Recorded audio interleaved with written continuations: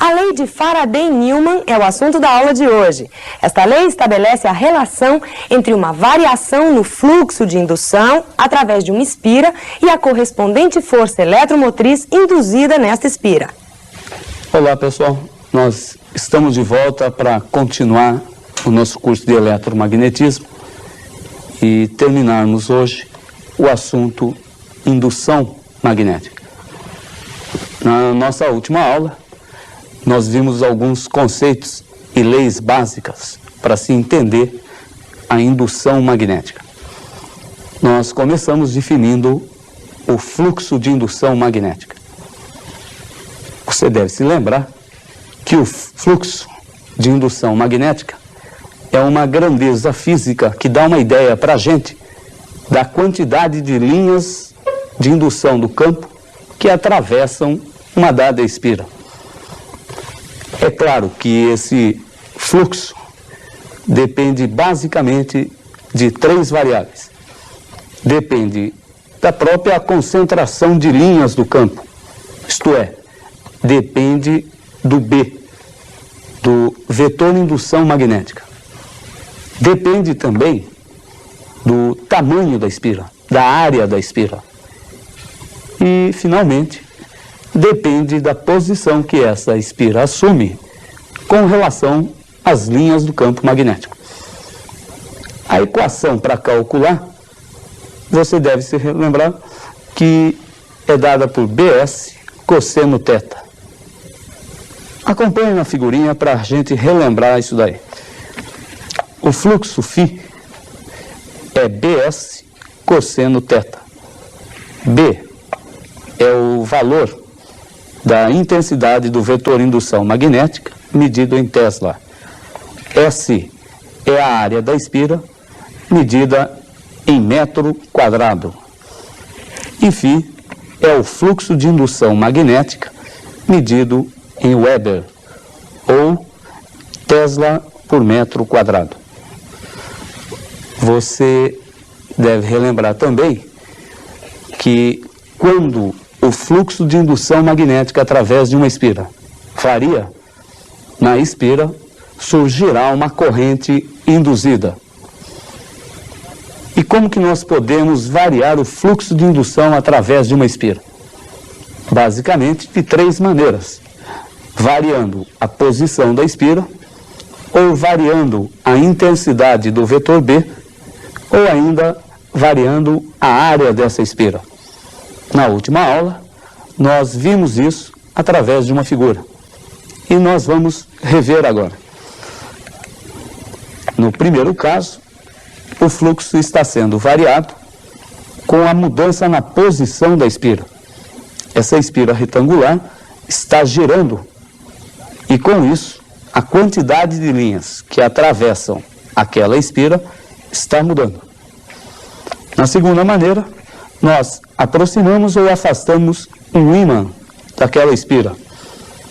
Com isso, a quantidade de linhas que atravessam aquela área da espira irá mudar. E no último caso, nós estamos mudando a área da espira.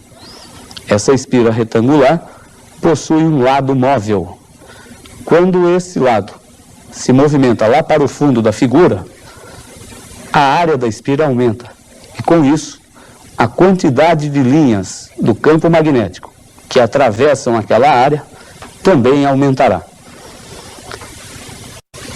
Falamos também na última aula na lei de Lenz, que a corrente induzida que surge na espira terá sentido que irá tentar se opor ao que provocou o seu aparecimento.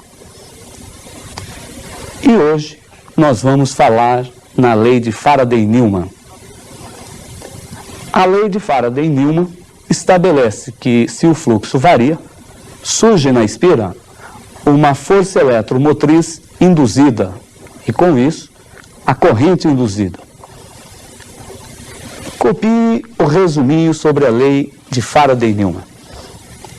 A força eletromotriz induzida em módulo é dado por ΔΦ em módulo sobre ΔT.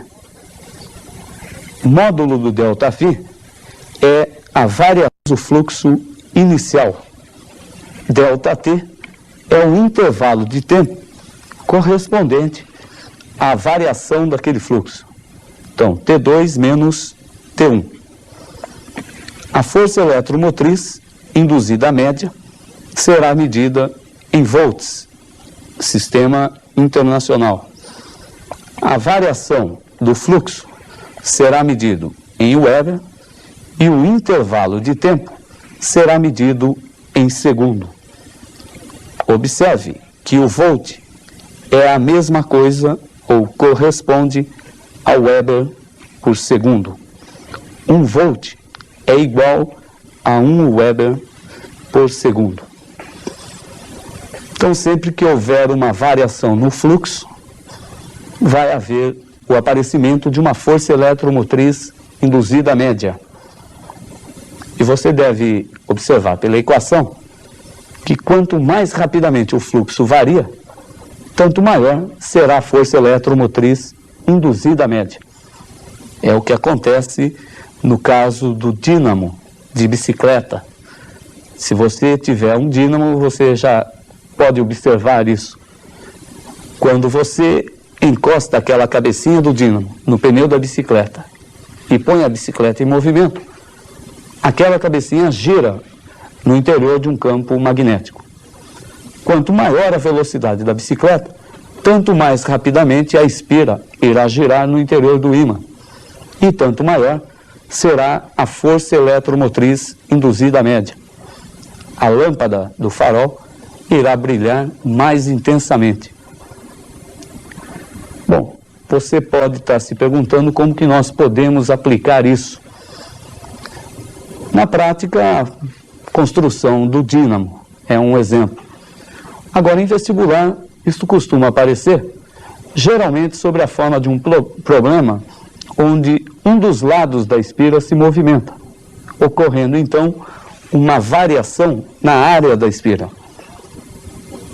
Repare no seguinte problema. Suponha que eu tenho uma espira retangular com terminais AB. Terminais AB. Na região onde se encontra a espira, existe um campo magnético uniforme, perpendicular ao plano da espira e na nossa figura, apontando diretamente para nós. O B está saindo do plano da figura. Esse lado direito da espira movimenta-se com uma velocidade V. E esse lado móvel tem um comprimento L.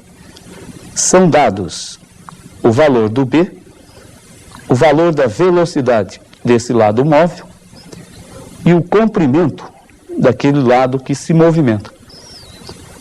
Pede-se a força eletromotriz induzida média entre os terminais A e B da espira. Observe que quando esse lado da espira movimenta-se para a direita na nossa figura, a área da espira estará aumentando. Com o aumento da área, o fluxo de indução através dessa espira também irá aumentar. Lembre-se que o fluxo é dado pela equação BS cosseno θ. De acordo com a lei de Lenz, a corrente induzida nessa espira irá tentar se opor a este aumento no fluxo. Logo, a corrente induzida irá induzir o aparecimento de um fluxo que estará entrando pelo plano da figura, se opondo ao aumento do fluxo. Se a corrente que cria esse campo induzido faz com que ele entre pela figura, a corrente deve percorrer a espira no sentido horário, coisa que nós podemos ver nessa figura. O cálculo da força eletromotriz induzida média é dado por ΔΦ sobre ΔT. Temos então que o fluxo final é BS2 cosseno θ, menos o fluxo inicial, BS1 cosseno de θ. O cosseno, no nosso caso, é o cosseno de 90 graus, ou desculpa, de 0 graus, né? Cosseno de 0 é 1. Então teremos B vezes 1, delta S, S2 menos S1 vai ser delta X vezes L. É a variação na área da espira. Delta X vezes L. Mas delta X sobre delta T, distância percorrida num certo tempo, é igual à velocidade. E temos então que a força eletromotriz induzida à média será dada pela expressão BVL. B, o campo de indução magnética, V, a velocidade daquele lado móvel e L, o seu comprimento.